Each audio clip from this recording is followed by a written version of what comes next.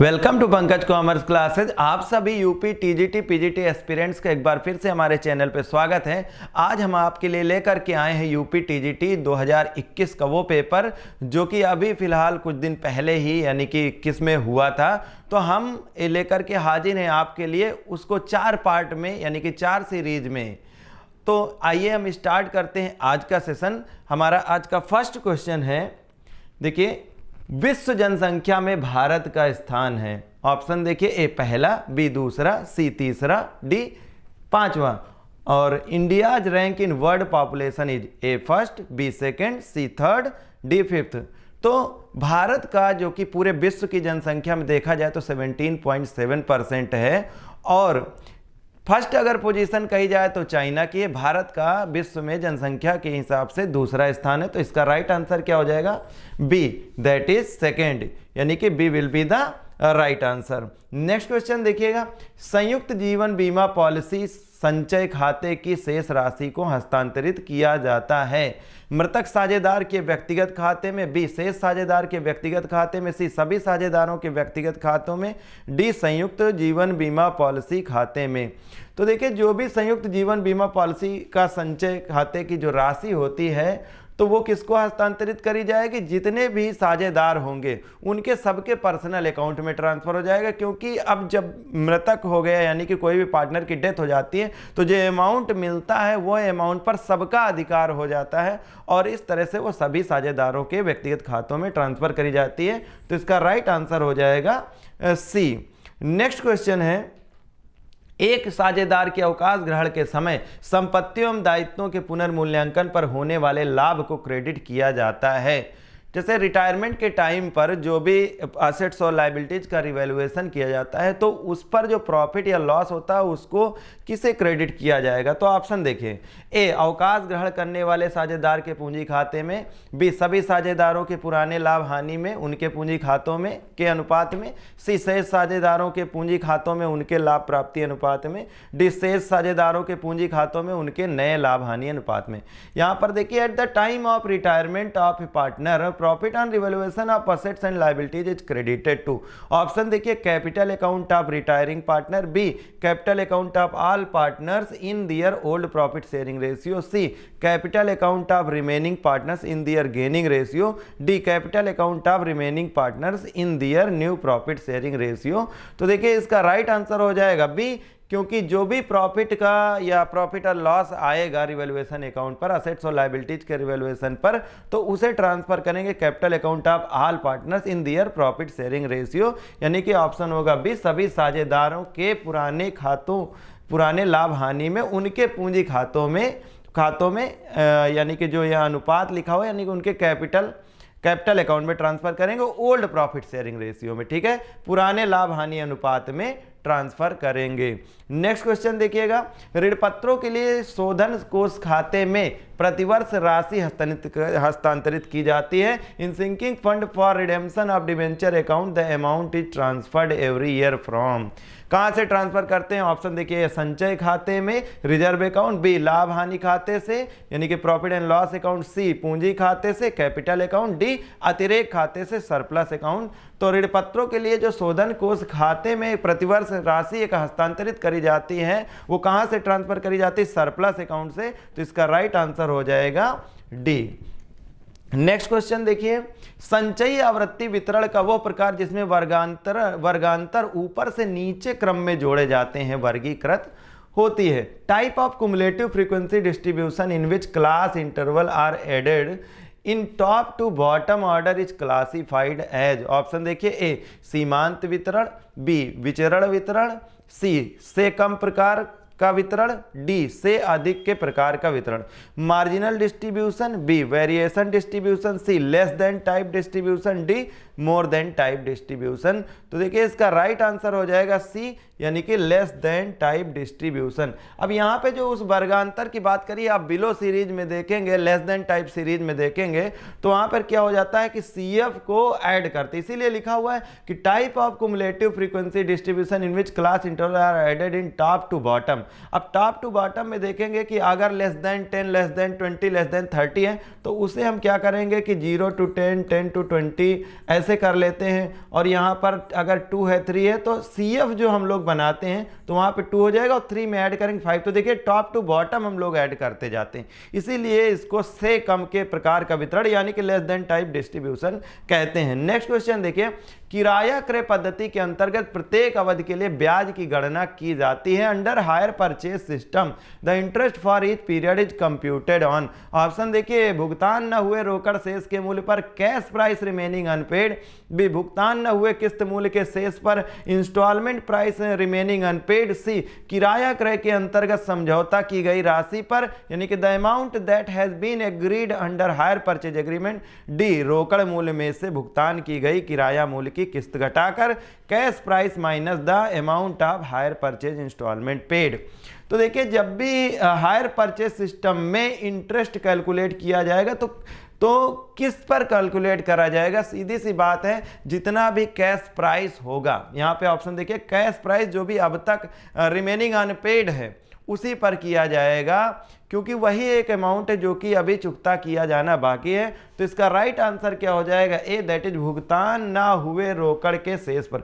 बाकी ऑप्शन में देखिए इंस्टॉलमेंट प्राइस रिमेनिंग अनपेड की इंस्टॉलमेंट है तो इंस्टॉलमेंट में तो इंटरेस्ट पहले से ही इंक्लूड होता है या विदाउट इंटरेस्ट होता है। The amount that has been agreed under hire purchase agreement, या तो देखिए इंटरेस्ट कैलकुलेशन की बात करी गई है ना, तो इंटरेस्ट तो हमेशा कैश प्राइस रिमेनिंग अनपेड पे। तो डी ऑप्शन दिया cash price minus the amount of hire purchase instalment paid, कि कैश प्राइस में से जितना भी amount minus the amount of hire purchase instalment, मतलब रोकड़ मूल्य में से भुगतान की गई किराया मूल्य की किस्त घटाकर। तो राइट ऑप्शन आप देख रहे हैं ए होगा।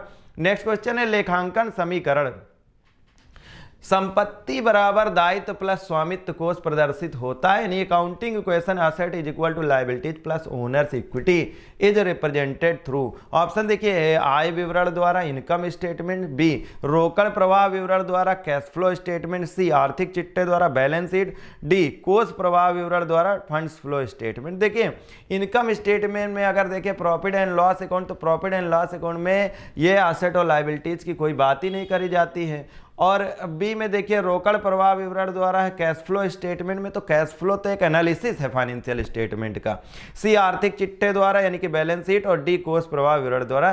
तो इसका जो राइट आंसर हो जाएगा वो है सी, यानी कि आर्थिक चिट्ठे के द्वारा। अब बैलेंस शीट में देखिए तो बैलेंस शीट में क्या होता है, एक तरफ लायबिलिटीज प्लस कैपिटल होती है, यानी कि जो लायबिलिटीज सेक्शन होता है उसमें कैपिटल भी होता है और असेट का साइड अलग होता है। अब लायबिलिटीज सेक्शन की देखें तो उसमें जो एक्सटर्नल लायबिलिटीज हैं जो बाहरी के लोगों का है, जैसे क्रेडिटर है, डिवेंचर, तो एक्सटर्नल लायबिलिटीज हो जाती है, और कैपिटल एक इंटरनल लायबिलिटी हो जाती है। नेक्स्ट क्वेश्चन है नगद बिक्री का प्रमाणन करते समय निम्न में से किसे संबंधित प्रमाणक नहीं माना जाता है? Which one of the following is not considered as relevant voucher while vouching cash sales.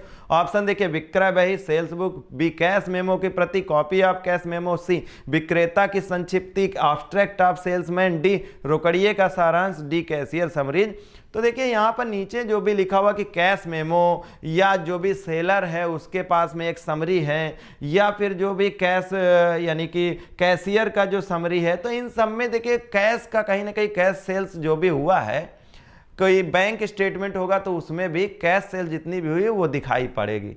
लेकिन जो ये सेल्स बुक है ये सब्सिडरी बुक है, और सेल्स बुक में सिर्फ क्रेडिट सेल्स ही लिखी जाती है। ठीक है, आप कमेंट सेक्शन में हमें बताएंगे कि कैश बुक और कैश सेल्स, कैश बुक और यहाँ पर क्या लिखा हुआ सेल्स बुक और सेल्स अकाउंट में क्या फर्क होता है। क्वेश्चन फिर से सुनिएगा, सेल्स बुक और सेल्स अकाउंट में क्या फर्क होता है, इसे आप कमेंट बॉक्स में जरूर लिखिएगा। नेक्स्ट क्वेश्चन है अपकिरण के माप के लिए सबसे ज्यादा प्रयोग किया जाता है the most commonly use major of dispersion.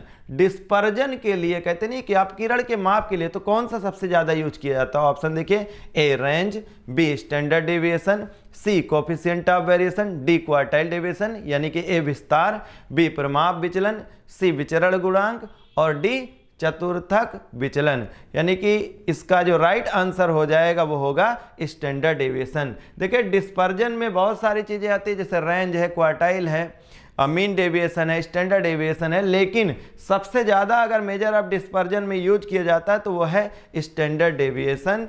B will be the right answer. Next question देखिए, क्रमबद्ध समंकमाला के केंद्रीय मूल्य को कहा जाता है the central value of a serially arrange series is known as.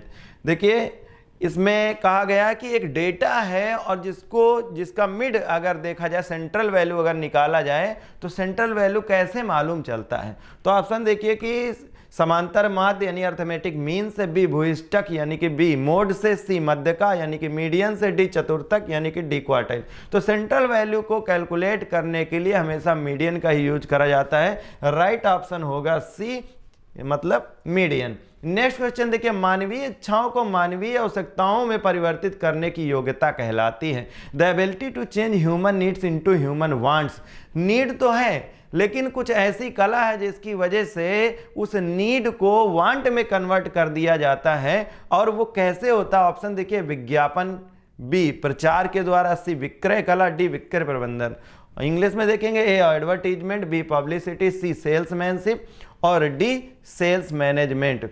तो देखिए इसका राइट आंसर क्या होगा? सेल्समैनशिप यानी कि सी इज द विक्रय कला। अगर विक्रय कला सेल्समैनशिप है तो उसके द्वारा कोई भी अगर नीड है, कोई भी ऐसी नीड है तो ह्यूमन की नीड को ह्यूमन वांट में कन्वर्ट कर दिया जाता है।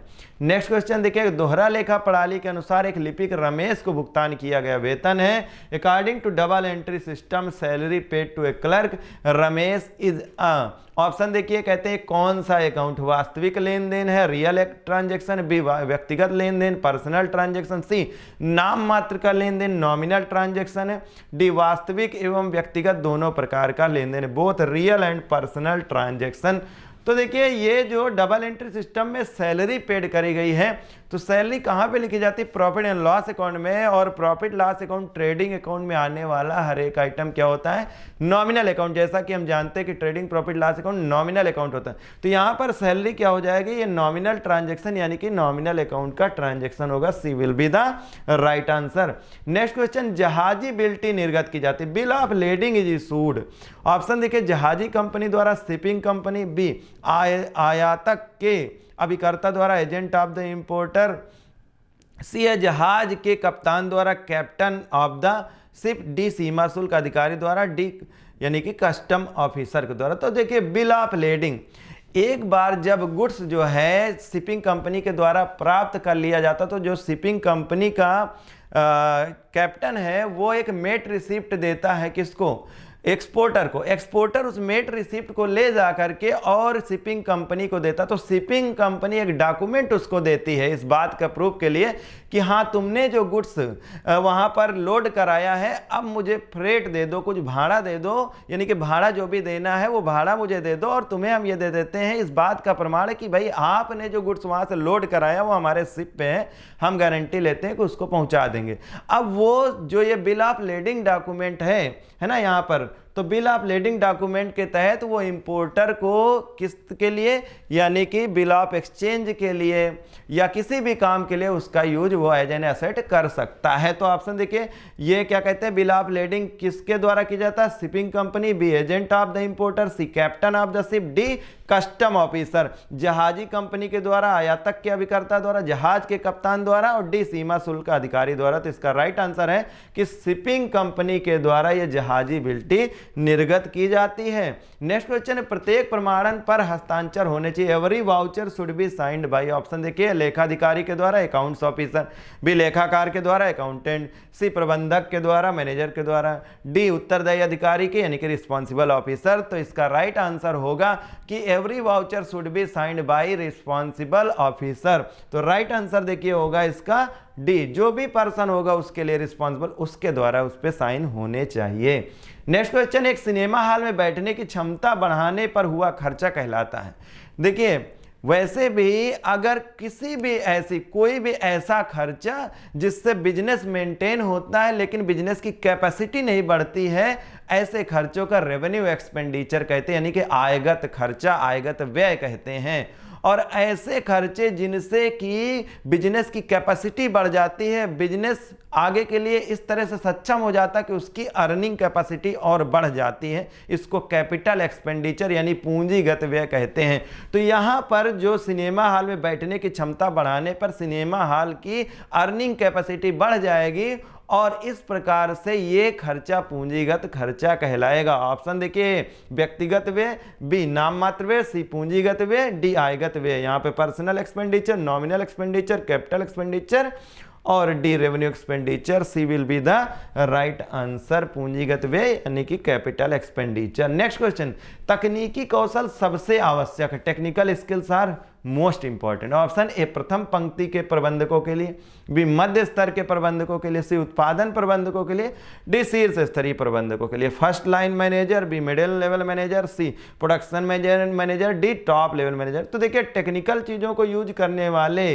जो मशीनरीज वगैरह का वो फर्स्ट लाइन मैनेजर होते हैं और यहाँ पर राइट आंसर हो जाएगा फर्स्ट लाइन मैनेजर, यानी कि तकनीकी कौशल इन्हीं लोगों के लिए सबसे ज़्यादा जरूरी होता है क्योंकि ये ऑपरेशन लेवल पर होते हैं। नेक्स्ट क्वेश्चन है, किस प्रकार के अनुबंध के अंतर्गत अधिकार शुल्क का भुगतान बिक्री के आधार पर किया जाता है? Under which type of agreement royalties paid on the basis of sales. Option देखिए, खनन, एक्वस, मुद्रण अधिकार, licensing, mining, patent, copyright, licensing. होता क्या है कि रॉयल्टी में आप देखते हैं कि ज़्यादातर चीज़ों पर प्रोडक्शन पर ही रॉयल्टी अप्लीकेबल होती है, यानी कि रॉयल्टी लगाया जाता है, रॉयल्टी पेड करी जाती है। लेकिन इसमें से एक ऐसा है जैसे माइनिंग है, पेटेंट है, कॉपीराइट है, इन सब पर किसके अधिकार पे होता है? प्रोडक्शन के अधिकार हिसाब से होता है। लेकिन अगर लाइसेंसिंग की बात करें तो लाइसेंसिंग पर सेल के अधिकार यानी कि सेल के हिसाब से सेल पर के हिसाब से ही इस पर जो है रॉयल्टी पेड करी जाती है। तो राइट आंसर हो जाएगा D, that is licensing. Next question है, फ्रैंको बीजक में सम्मिलित है। फ्रैंको इनवॉइस इंक्लूड्स क्रेता के घर तक माल पहुंचाने की कुल लागत, all cost up to putting the goods to the at the door of the buyer. देखिए फ्रैंको बीजक एक ऐसा है कि, और ऑप्शन अभी और देख लेते हैं, बी लागत, बीमा एवं भाड़ा, कॉस्ट, इंश्योरेंस एंड फ्रेट, जिसको हम CIF भी बोलते हैं। सी रेलवे स्टेशन तक की कुल लागत, all the cost up to the railway station. D railway wagon में लदाई तक की कुल लागत, all cost up to loading the goods into the railway wagons.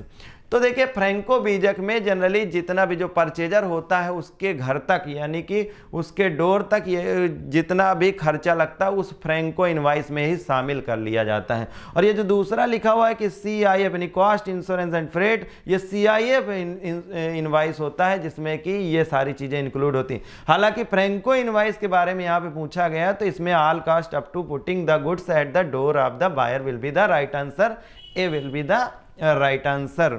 Next question देखिए, रणनीतिक नियोजन किया जाता है। Strategic planning is done by. Option देखिए, ए उच्च स्तरीय प्रबंधन द्वारा, बी मध्य स्तरीय प्रबंधन द्वारा, सी पर्यवेक्षक स्तरीय प्रबंधन द्वारा, डी परिचालन स्तरीय प्रबंधन द्वारा।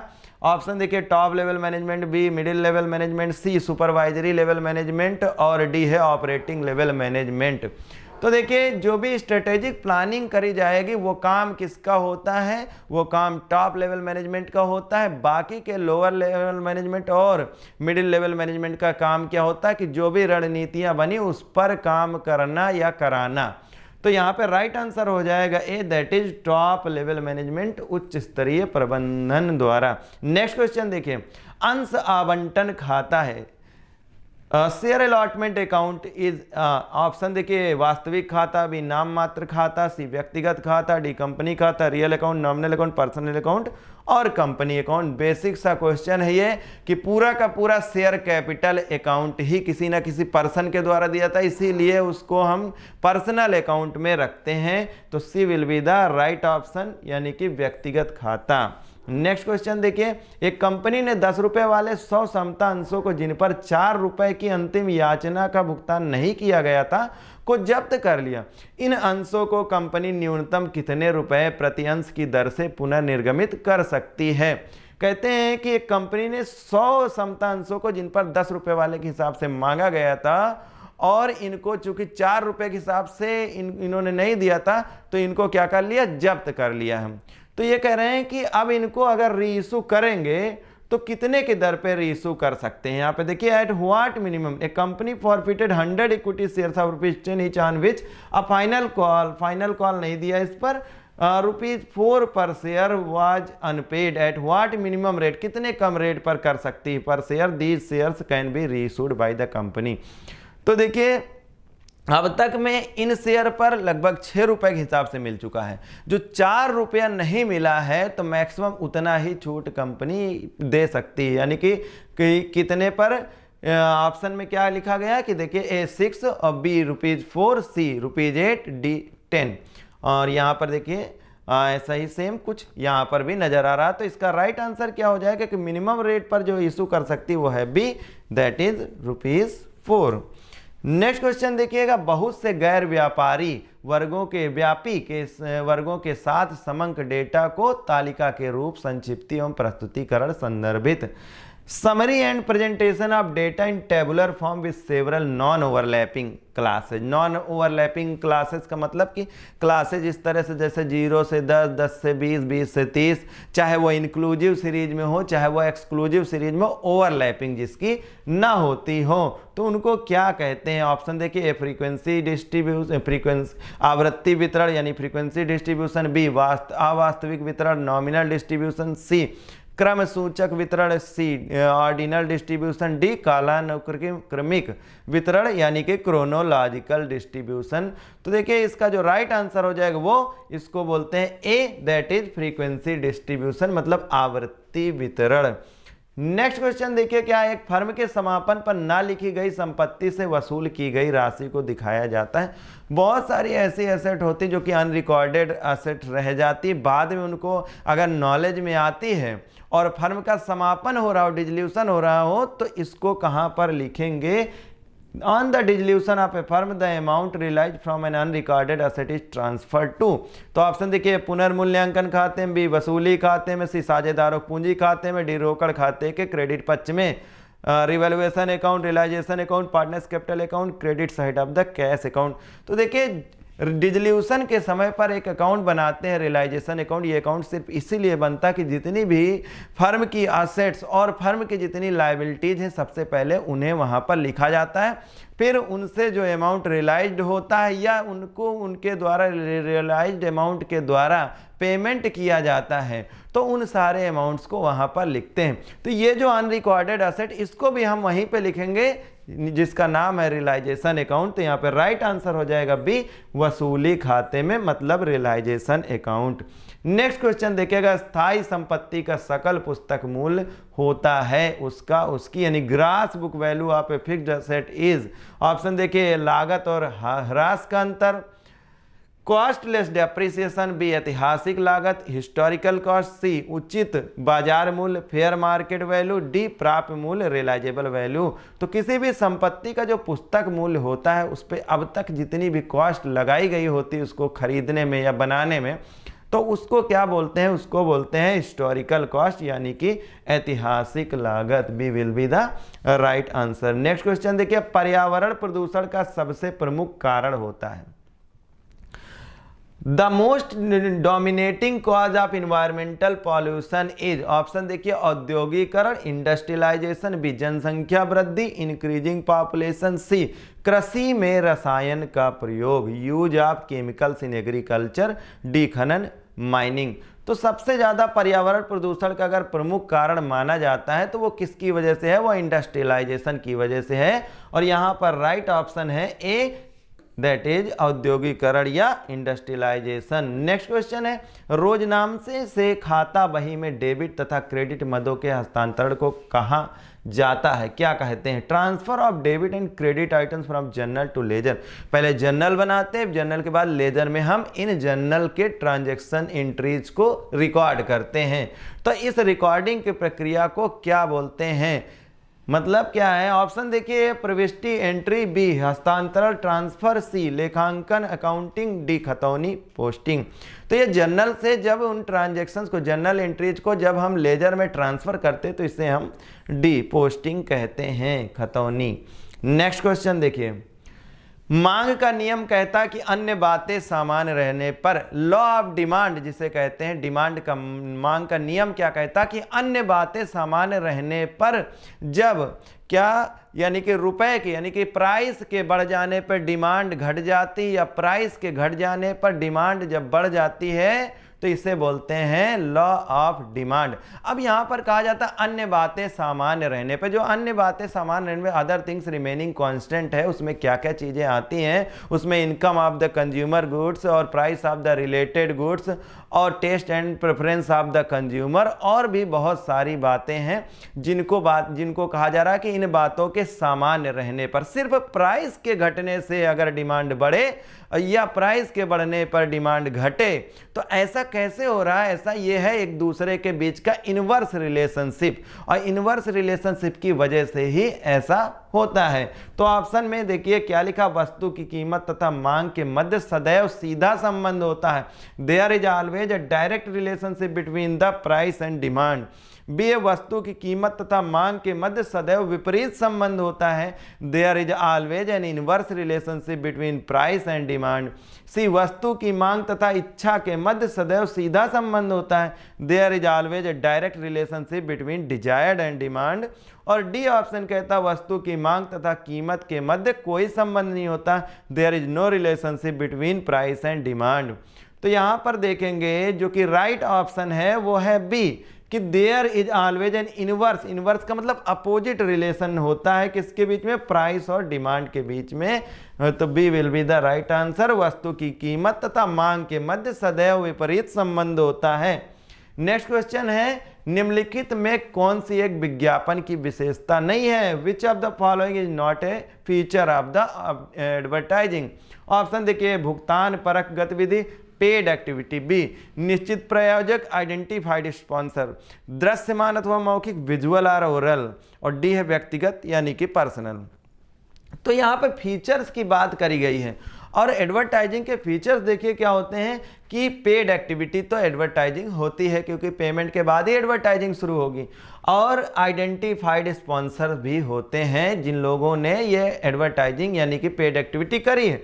और सी विजुअल और ओरल, सीधी सी बात है कि एडवर्टाइजिंग जो होती है वो मौखिक होती है या फिर यानी कि दिखाई पड़ेगी, दृश्य होगी, या फिर मौखिक होगी, ओरल होगी। लेकिन जो ये पर्सनल है ये कोई फीचर नहीं है इसका। तो यहाँ पूछा गया कि इनमें से कौन सा इसका फीचर नहीं है, तो यहाँ पर राइट आंसर हो जाएगा डी व्यक्तिगत यानी कि पर्सनल। अब नेक्स्ट क्वेश्चन है, मूल लेखांकन समीकरण आधारित the basic accounting equation is based on. Option देखिए, लागत अवधारणा पर कॉस्ट कॉन्सेप्ट में, बी लेखांकन अवधि अवधारणा पर अकाउंटिंग पीरियड कॉन्सेप्ट, सी उपार्जन अवधारणा पर एक्रूवल कॉन्सेप्ट, डी द्विपहलू अवधारणा पर डुअल एस्पेक्ट कॉन्सेप्ट। तो ये डबल एंट्री डुअल एस्पेक्ट पे है, एक तरफ डेबिट होता है एक तरफ क्रेडिट होता है। तो ये जो मूल लेखांकन समीकरण है ये ऑप्शन डी द्विपहलू अवधारणा पर यानी कि डुअल एस्पेक्ट कॉन्सेप्ट पर बेस्ड होता है। और इस पार्ट का हमारा आज का लास्ट क्वेश्चन ये है, एक कंपनी ने रुपए 20,000 अपने भवन की रंगाई पर खर्च किए, इसे अभिलेखित किया जाना चाहिए।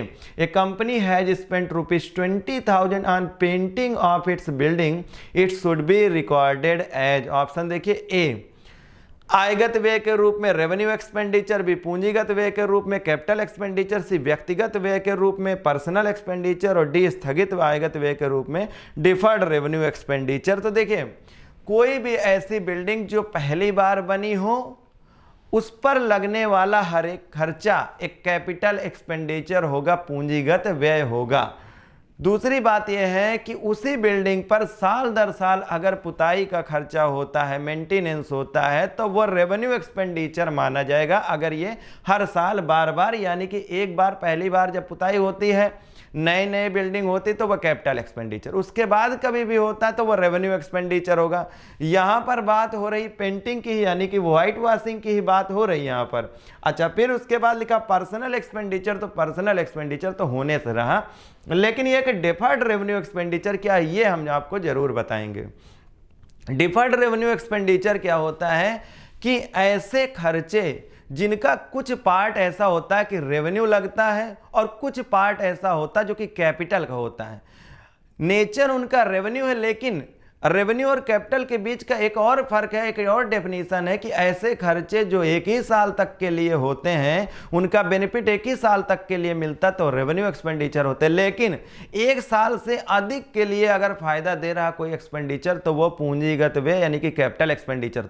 कुछ ऐसे खर्चे होते हैं जिनके अंदर दोनों के फीचर मौजूद होते हैं, ऐसे खर्चों को हम क्या कहते हैं? Deferred revenue expenditure. एक एग्जाम्पल इसका है कि अगर हैवी अमाउंट स्पेंड कर दिया गया है, किस पर? हैवी अमाउंट एडवर्टाइजिंग पे खर्च कर दिया गया है, मान लीजिए कि वो एडवर्टाइजिंग 4 से 5 साल तक लाभ देती रहेगी, तो ऐसे एडवर्टाइजिंग के खर्चे को हम डिफर्ड रेवेन्यू एक्सपेंडिचर में कहेंगे। और इसका जो भी एक पार्ट होगा उसको क्या करेंगे? हर साल अमाउंट को प्रॉफिट लॉस अकाउंट में ट्रांसफर करते रहेंगे और बचा अमाउंट बैलेंस शीट में as a deferred revenue expenditure, as an asset में शो होगा। तो ये तो था आज के 30 क्वेश्चंस के बारे में एक इंपॉर्टेंट इंफॉर्मेशन आपके लिए, जो कि शायद आपके चेहरे पे मुस्कान भी ला सकती है, जैसा कि मेरे चेहरे पे आप देख रहे होंगे। तो यहाँ पर देखिए कि हम एक लाइव सेशन आपके साथ अरेंज कर रहे हैं जिसमें इंपॉर्टेंट क्वेश्चंस होंगे एग्जाम के, और उम्मीद ये करते हैं कि ये सेशन आपके लिए और हमारे लिए, दोनों के लिए एक अच्छा मौका और एक अच्छी अवधि, यानी कि एक अच्छा सेशन साबित होगा। तो आप और हम मिलेंगे कब? आने वाले इस संडे को, यानी कि 29 ऑफ द जनवरी 2023 ठीक 12 बजे। तो hoping that you will meet there. Thanks for watching.